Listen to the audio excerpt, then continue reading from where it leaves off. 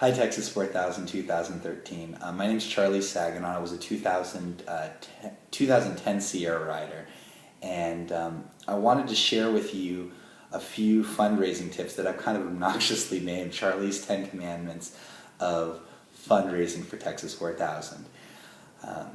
So a little bit about me. I was born and raised in Dallas, Texas.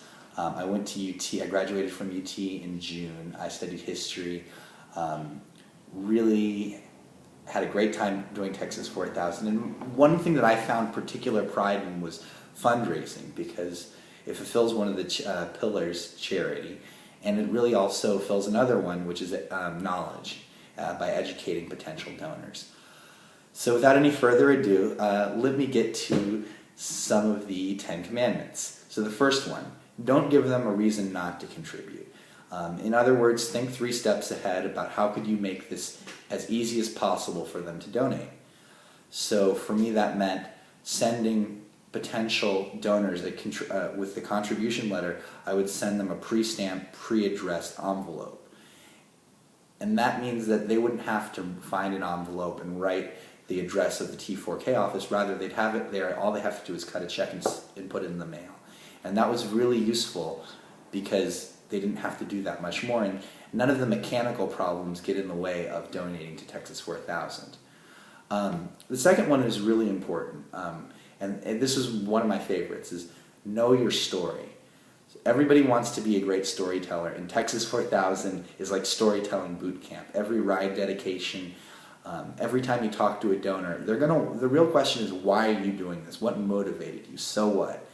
And for me, I ride for a number of people. I ride for my grandparents, 3 of whom passed away from cancer, and my high school classmate, Devora Mason, who passed away when I was a senior in high school, and she was 18 years old. So it was their stories that motivated me to join Texas 4000 and to fundraise, and that's kind of that's the why. That's the why I ride.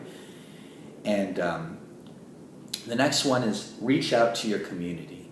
So everyone comes from a hometown. Some have churches, synagogues, mosques, whatever. But know who those people are. I think one of the very useful things that I did early on in my fundraising was I got a directory of my synagogue, and I started calling people that I knew and I grew up with and telling them about what I was doing. And it was really important that I called them.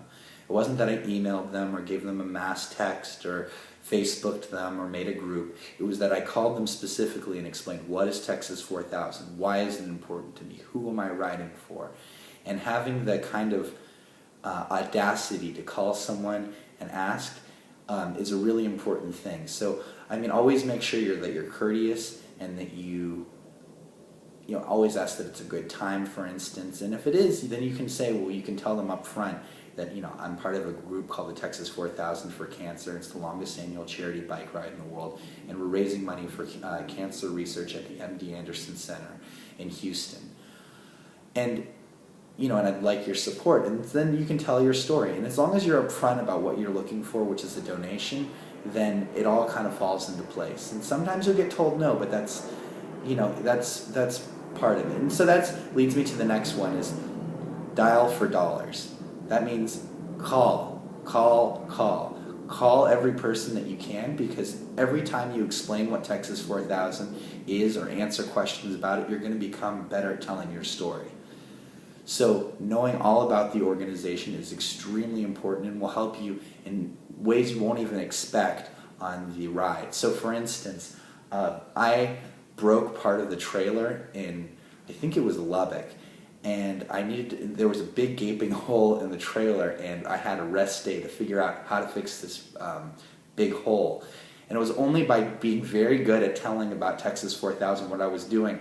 I got a repairman from a tool shop to come out and look at the thing and fix it for free with donated materials and tools, and we got to keep all our stuff dry for the rest of our trip. So knowing how to talk about Texas 4000 and really make people feel a part of it is so important, and will help you the rest of your life and help the organization. So I think the next one to do is set a goal for fundraising. It's pretty self-explanatory, and I don't know you personally, but I have a feeling that if you're part of Texas 4000, just doing 4,500 is not enough. I set the goal to raise $8,000, which I did achieve, and it was by telling other people that 4,500 was what I had to raise, and 8,000 was what I was going to raise. Really, I think it really left an impact on people and made them. It demonstrated my commitment to the organization, and I think it compelled other people to donate as well. So the next commandment is make people feel like they are joining Texas 4000 as well. So that means go the extra mile. Send family members pictures of you on the bike. Update your blog. Let your family know about your progress on the bike. Cast your nets as wide as you can. Make a Facebook page, make a Twitter. All of those things are great for raising awareness. And they kind of just, you never know who you're going to impact or who's going to message you or email you about what you're doing and why it's so important to them.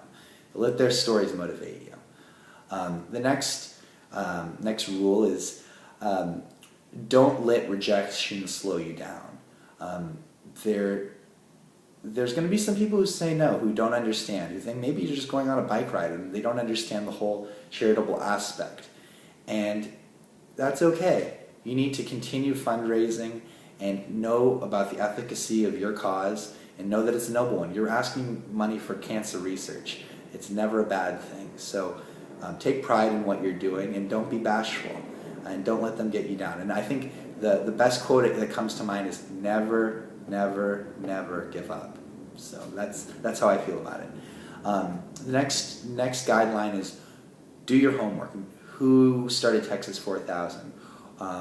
What is a 501c3 nonprofit? How many peanut butter and jelly sandwiches will you eat over the course of your summer? Be curious. Ask Lance and Jamil about the organization. They know so much. They're really a wealth of information. So be curious. Ask each other. A great time to think is when you're on the ride, when you're doing practice rides. The next one is contact your local paper. It could be everyone from your high school newspaper to your town or city. And it's really useful when talking to donors saying, hey, we were actually written up in the Dallas Morning News or the Houston Chronicle.